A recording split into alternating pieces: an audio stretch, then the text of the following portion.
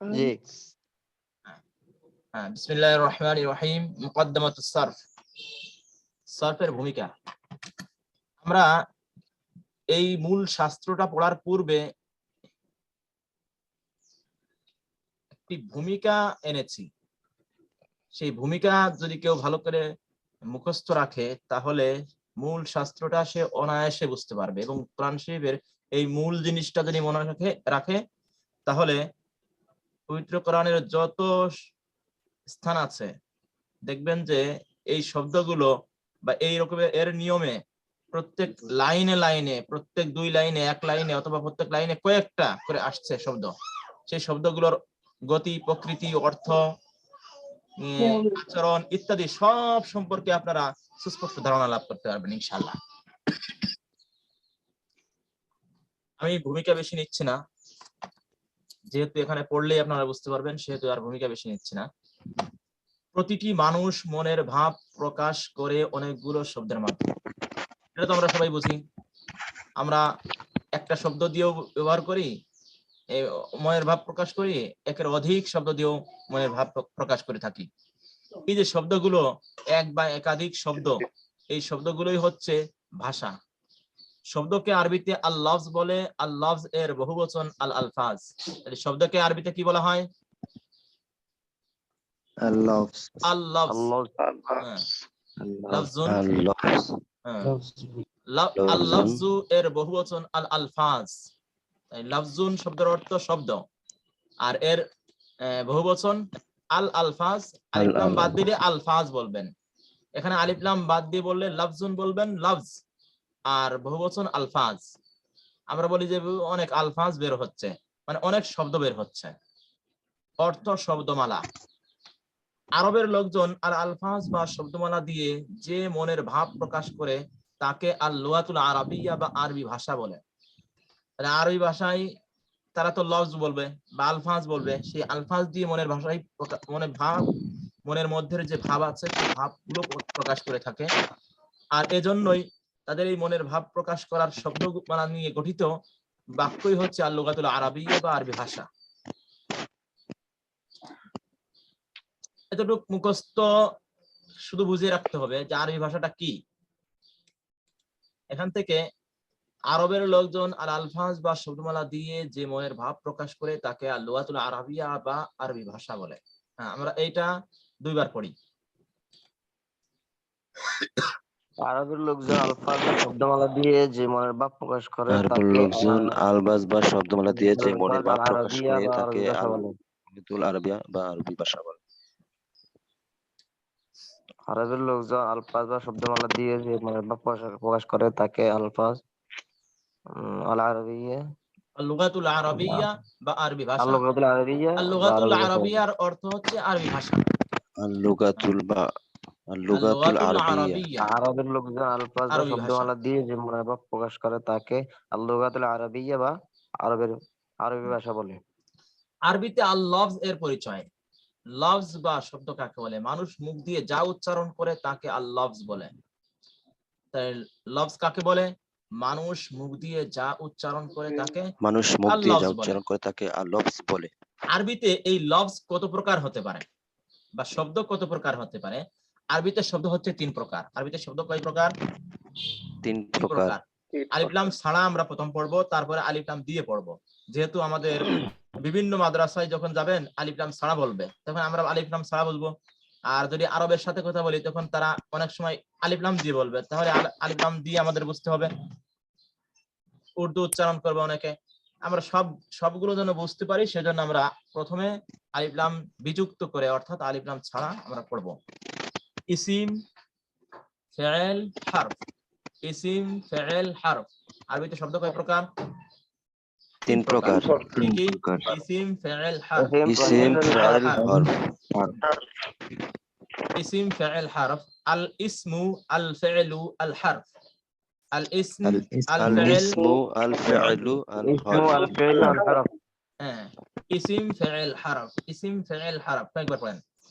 ESIM, ফাইল, হরফ। ইসিম ইসিম, ফাইল ফাইল, হরফ। হরফ। ইসিম ইসিম, ফাইল ফাইল, হরফ। হরফ। ইসিম ইসিম, ফাইল হরফ। ফাইল, হরফ। ইসিম ফাইল হরফ। اسم فعل حرف اسم فعل حرف এখন ইসিম হচ্ছে একটা পরিভাষা, ফেল হলো একটি পরিভাষা, হরফ হলো একটি পরিভাষা। যখন একটা শব্দ পরিভাষা হিসেবে ব্যবহৃত হয় তখন আর তার শব্দের অর্থ যাই থাকুক, এটা পরিভাষায় কি বলা হচ্ছে সেটা দেখতে হবে। আসসালামু আলাইকুম উস্তাদ। জি, আচ্ছা মানে মুড কি অন করে ক্লাস করবো নাকি? অনেকের নয়েজ আসতেছে খুব। on করে সবাইকে আনমিউট করতে বলেন, যখন কথা unmute বলবে করেন তখন সবাই। মিউট করবে। আচ্ছা, আনমিউট করেন, যখন প্রয়োজন হয় তো আমি যখন বলি তখন আপনারা মিউট করবেন, ঠিক আছে?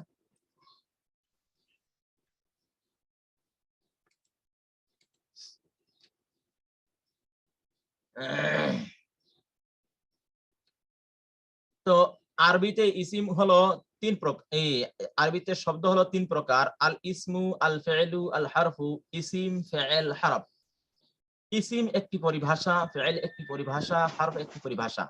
এর একটি নিজস্ব শব্দ অর্থ আছে, কিন্তু সেই নিজস্ব অর্থের চেয়ে এখানে মূল বিষয় হচ্ছে, মূল প্রতিপাদ্য হচ্ছে ইসিম এর পারিভাষিক অর্থ কি, ফেল এর পারিভাষিক অর্থ কি, হরফের পারিভাষিক অর্থ কি।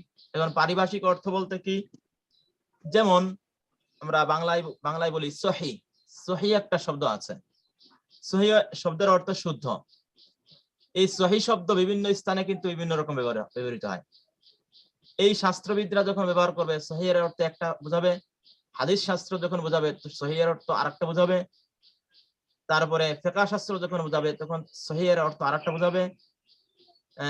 যারা ডাক্তারি শাস্ত্রে বিশেষজ্ঞ তারা যখন সহি বলবে তখন তাদের আরেকটা বোঝাবে। সহি বলতে তারা সুস্থ বুঝবে, সুস্থ সবল বুঝবে। এই যে একই শব্দ বিভিন্ন স্থানে বিভিন্ন অর্থে ব্যবহৃত হচ্ছে, নির্দিষ্ট গণ্ডিতে নির্দিষ্ট অর্থে ব্যবহৃত হচ্ছে, এটা মূলত একটা পরিভাষা, সেইখানের একটা পরিভাষা। আমরা ইসিম কাকে বলে, ফেল কাকে বলে, হরফ কাকে বলে সে সম্পর্কে একটু জেনে নেব। এমন একটি সংজ্ঞা এখানে আনা হয়েছে যে সংজ্ঞাটা আপনারা অনায়াসই বুঝতে পারবেন ইনশাআল্লাহ। আল ইসমু বা ইসিম শোনা মাত্রই যে শব্দের পরিপূর্ণ অর্থ বা মর্ম বোঝা যায়। হ্যাঁ, আমার সাথে বলেন, শোনা মাত্রই যে শব্দের পরিপূর্ণ অর্থ বা মর্ম বোঝা যায়। অর্থ বা মর্ম বোঝা যায়। এতটুকুর অর্থ কি? আমি শুনলাম, যেমন ভাত। আচ্ছা, ভাত কথা ভাত শব্দটা শোনা মাত্রই একটা অর্থ বোঝেন নাই? ভাত বললে কি আপনারা ডিম বুঝেছেন, ডিম বুঝেছেন, বা দেয়াল বুঝেছেন, বা বাজার বুঝেছেন? জি না। ভাত বললে আপনারা বা আমরা যারা আছি আমরা সহজেই একটা পরিপূর্ণ অর্থ বুঝে ফেলেছি। তাহলে শোনা মাত্রই যে শব্দের পরিপূর্ণ অর্থ বা মর্ম বোঝা যায়, তবে অতীত, বর্তমান বা ভবিষ্যতের কোনো সময় বোঝায় না। তাহলে এখানে কালের একটা সম্পর্ক হয়ে গেছে। কাল হচ্ছে তিন প্রকার: অতীতকাল, বর্তমানকাল, ভবিষ্যৎকাল। অতীতকালকে আরবিতে মাউদি বলে, বর্তমানকালকে আরবিতে হাল বলে, ভবিষ্যৎকালকে আরবিতে মুস্তাকবিল বলে। অতীতকালকে আরবিতে কি বলে? মাউদি। হ্যাঁ, এখানে একটি উচ্চারণের বিষয় আমি একটু বলি। এখানে মাউদি আমি মূলানুগ উচ্চারণ করব। আরবি যে মূল উচ্চারণ সেই উচ্চারণের দিকে আমি ধাবিত হব। উর্দু উচ্চারণের দিকে বলে দিব যে উর্দু উচ্চারণ এটা, কিন্তু উর্দু উচ্চারণ আমি করব না। এটা ভালো করে মনে রাখবেন। যেহেতু আমরা আরবি ভাষা শিখছি, আমরা বাংলা আরবি যেন না হয়, আমরা যেন আরবদের কথা বুঝতে পারি, আরবদের লাহজায় বা আরবদের স্টাইলে। ঠিক আছে না? জি, আরবদের স্টাইলে যদি বুঝতে হয় তাহলে আরবদের ওইটাই আমাদের প্র্যাকটিস করতে হবে, অনুশীলন করতে হবে, তাদরিব করতে হবে। এজন্য বলে দিব উর্দু উচ্চারণটা কি, আমাদের দেশে উচ্চারণটা কিভাবে করা হয় এবং আরবদের উচ্চারণটা কেমন ইত্যাদি বলে দেবো ইনশাআল্লাহ। মাউদি, আরবরা মাউদি বলে, মাজি বলে না। আমাদের দেশে মাজি বলে, মাজি। বাংলা উচ্চারণ লেখার সময় কিন্তু মাজি লেখা হয়, যেটা লেখা হয় এটাই শুদ্ধ। আমরা আরবি যখন উচ্চারণ করব তখন মাউদি বলবো। মাউদি অতীতকাল, মাউদি অতীতকাল। হ্যাঁ, কয়েকবার? মাউদি অতীতকাল, মাদি অতীতকাল, মাদি অতীতকাল, মাদি অতীতকাল। মাদি মাদি অতীতকাল, অতীতকাল, মাদি মাদি অতীতকাল, অতীতকাল, মাদি অতীতকাল, মাদি অতীতকাল, হাল মাদি বর্তমান মাদি কাল, অতীতকাল, হাল বর্তমান কাল, হাল হাল, বর্তমান কাল। হাল বর্তমান কাল, হাল হাল বর্তমান কাল, বর্তমান কাল, হাল হাল বর্তমান কাল, বর্তমান কাল, হাল বর্তমান হাল কাল, বর্তমান কাল, মুস্তাকবিল হাল হাল ভবিষ্যৎ কাল, হাল মুস্তাকবিল বর্তমান কাল, ভবিষ্যৎ কাল, মুস্তাকবিল ভবিষ্যৎ মুস্তাকবিল ভবিষ্যৎ মুস্তাকবিল, কাল, মুস্তাকবিল ভবিষ্যৎ কাল, ভবিষ্যৎ কাল, তাহলে মুস্তাকবিল ইসিমের মুস্তাকবিল সংজ্ঞায় ভবিষ্যৎ কাল, অতীত, বর্তমান বা ভবিষ্যতের কোনো মুস্তাকবিল সময় বোঝায় না, তাকে আল ইসিম বলে। তাহলে ইসিম হবে এমন একটি শব্দ যেই শব্দটা শোনা মাত্রই তার পরিপূর্ণ অর্থ বা মর্ম বোঝা যাবে এবং কোনো কাল বোঝা যাবে না, কোনো কাল বোঝা যাবে না, সেটা অতীত বোঝা কাল হোক, বর্তমান কাল হোক বা ভবিষ্যৎ কাল হোক। যাবে না। উদাহরণ হিসেবে বলি এবার, এখন করেছে, করেছে, এই করেছে শব্দ শোনার পরেই একটা অর্থ বোঝা যাচ্ছে না? জি আচ্ছা, জি। এই করেছে শব্দের মধ্যে অর্থটা আমি বুঝতে পারলাম, কিন্তু এটা কি ইসিম হবে? জি না। কেন? না যে এখানে আগে একটি করছে। সময় বোঝাচ্ছে। জি এখানে বলা হয়েছে যে অতীত, বর্তমান বা ভবিষ্যতের কোনো সময় বোঝাবে না। পানি শোনা মাত্রই কি প্রথম দেখবেন যে শোনা মাত্রই এটার পরিপূর্ণ অর্থ বোঝা যাচ্ছে কিনা? শোনা মাত্রই কি এটার পরিপূর্ণ জি। অর্থ বা মর্ম বোঝা যাচ্ছে? কোন সময় জি। বোঝাচ্ছে? পানি বলতে কোন কাল বোঝাচ্ছে? অতীত কাল, বর্তমান জি কাল, না। ভবিষ্যৎ কাল? তাহলে আমরা পানিকে কি বলতে পারি? ESIM, eSIM. আল মাদি, হ্যাঁ, ইসিম। মাউদি না, ইসিম। না ইসিম, হ্যাঁ, ইসিম, ইসিম পানি, ইসিম পানিকে ইসিম বলতে পারি। এমনই ভাবে আমি যে কথা, কথা শব্দ, কথা, এটা বলার পরেই আপনারা একটা অর্থ বুঝেন নাই? ইসিম, জি আচ্ছা, এই কথা থেকে কি কোনো কাল বুঝিয়েছেন? না তাহলে কথা শব্দটা কি? ESIM, eSIM. কলম, জি জি না। ESIM, eSIM. ইসিম চাবি, eSIM, eSIM, computer, eSIM, eSIM eSIM, mobile, eSIM, eSIM. খেয়েছে, ইসিম না, এটা ইসিম না। ইসিম না। আমরা যেহেতু ওইটার ফেল। সঙ্গে পড়ি নাই, ইসিম না। হ্যাঁ, আচ্ছা, এরপরে দ্বিতীয় নম্বর ফেরেল। একটু পার্থক্য, শোনা মাত্রই যে শব্দের পরিপূর্ণ অর্থ বা মর্ম বোঝা যায় এবং অতীত, বর্তমান বা ভবিষ্যতের কোন সময় বোঝায়, তাকে ফেরেল বলে। আরে এতটুকু পার্থক্য, দুইটারই শোনা মাত্রই অর্থ পরিপূর্ণভাবে বোঝা যাবে। ফেরেলের মধ্যে ব্যবধান হচ্ছে ফেরেলে কোনো কালও বোঝাবে আর ইসিম কোনো কাল বোঝাবে না। তাহলে খেয়েছে, খেয়েছে বললে এটা ইসিম হবে না ফেরেল হবে? ফেল। ফেরেল হবে। Fail, fail. ফেল, দিয়েছে, ফেল, ফেল, অতীত, ফেল। যাবে, ফেল। ফেল, খাবে, ফেল, ফেল। ধরবে। Fail, fail. এবার আমাকে একটু বলেন, একজন একটু শোনান যে ইসিম কাকে বলে, দেখে দেখেই বলেন প্রয়োজনে। ইসিম কলম, ভাত, পানি, না, মাছ, ইসিম কাকে বলে? খেজুর। শোনা ইসিম মাত্রই যে শব্দ পরিপূর্ণ বোঝা যায়, পরিপূর্ণ অর্থ বা মর্ম বোঝা যায়, শোনা তবে অতীত, শোনা বর্তমান বা মাত্রই যে ভবিষ্যৎ কোনো শব্দের সময় বোঝা যায় না, পরিপূর্ণ তাকে ইসিম বলে।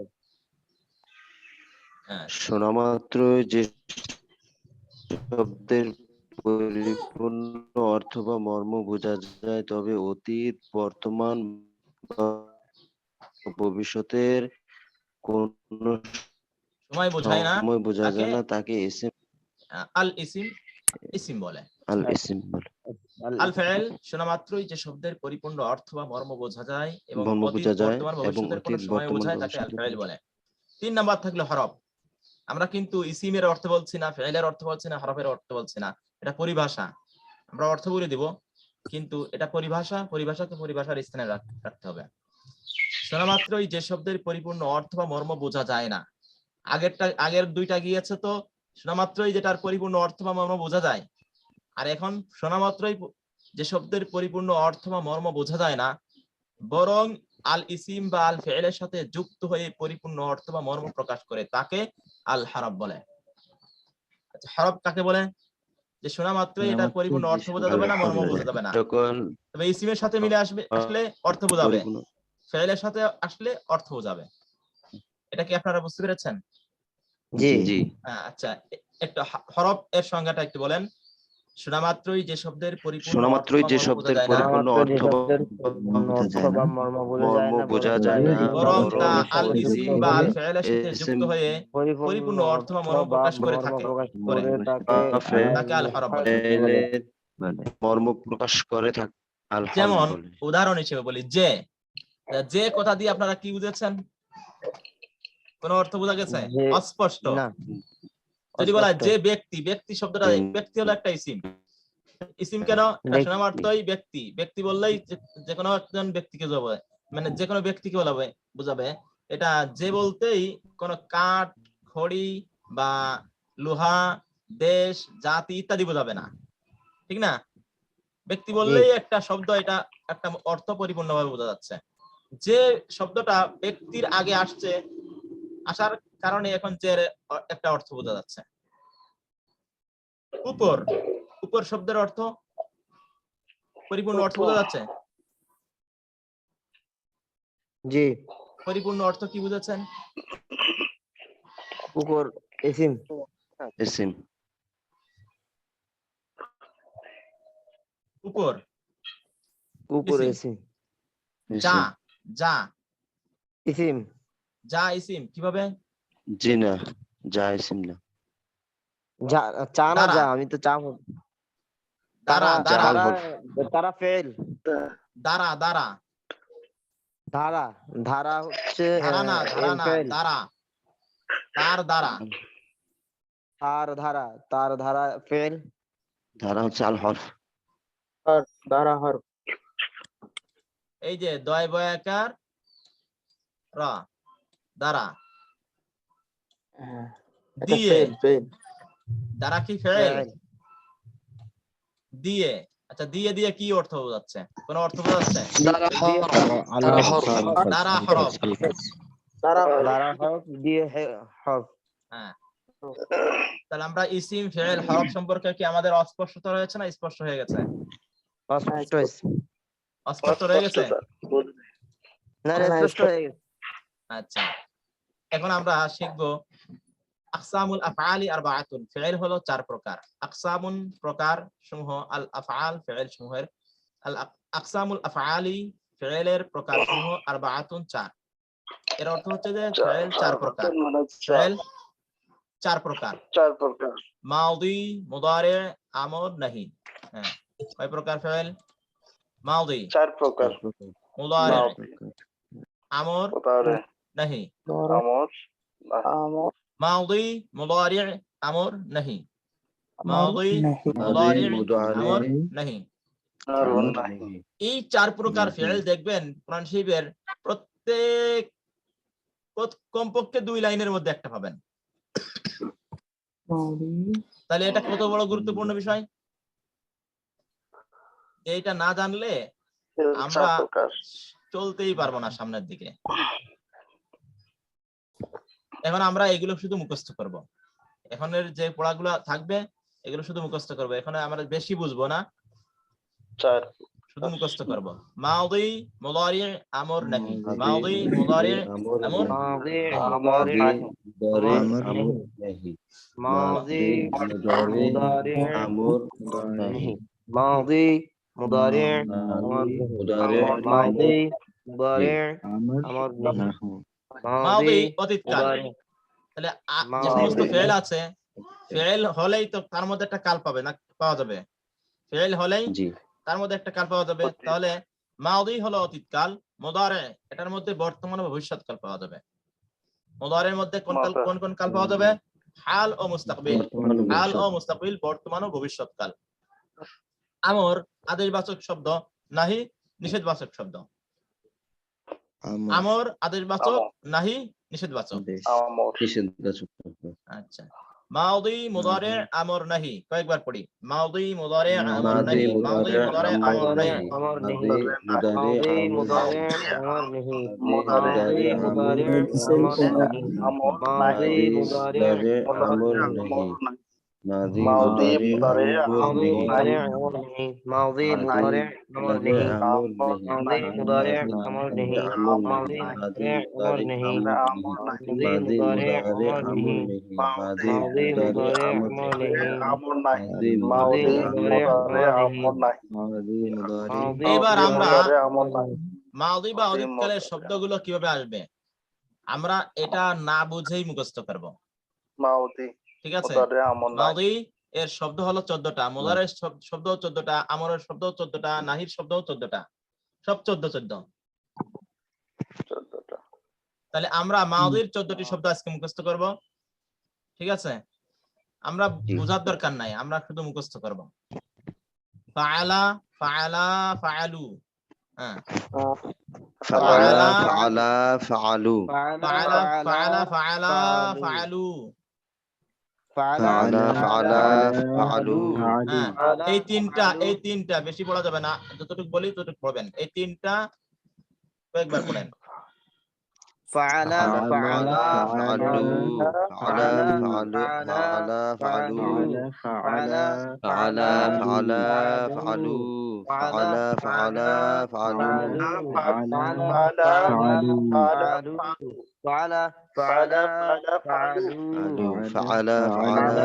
ফাআলু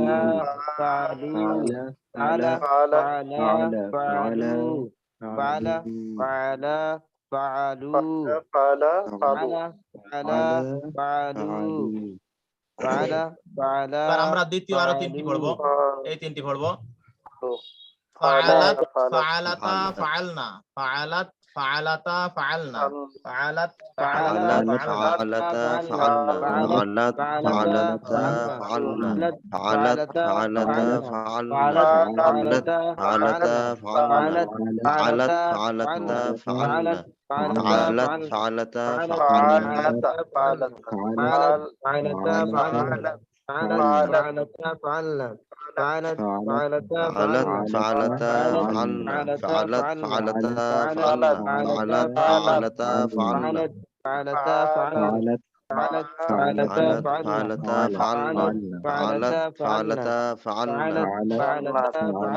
ফাআলাতা ফাআলতা ফাআলনা فعلت এইবার এই 6টা একসাথে পড়ি, প্রথম তিনটি ও দ্বিতীয় তিনটি 6টি একসাথে পড়ি। فعل فعل فعلوا فعلت فعلتا فعلنا فعل فعل فعلوا فعلت فعلنا فعلت فعل فعل فعلوا فعلت فعلنا فعل فعل فعل فعل فعلوا فعلت فعلنا فعل فعل فعلوا فعلت فعلت فعلنا فعل فعل فعلوا